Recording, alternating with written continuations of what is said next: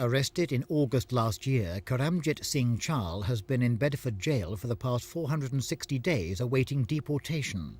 His supporters feel that because he's an active campaigner for an independent Sikh state in India and was imprisoned and tortured for his beliefs when he was last in India in 1984, he would be jailed again if he were to be sent back there.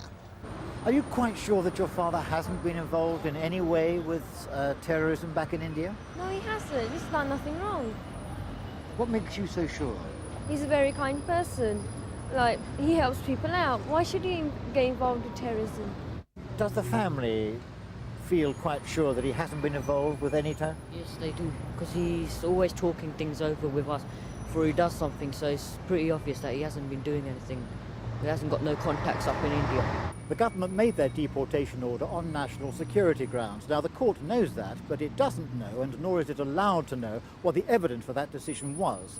So in his opening statement, Mr. Charles barrister Nicholas Blake will be urging the court to consider that in relationship with the probability, as he sees it, of Mr. Charles being imprisoned again and possibly tortured again if he is sent back to India.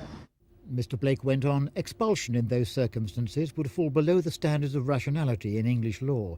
It is our submission that no reasonable Home Secretary in 1991 could expel a man to a real risk of torture. And the judicial review is expected to continue on till tomorrow. Christopher Rainbow for Thames News.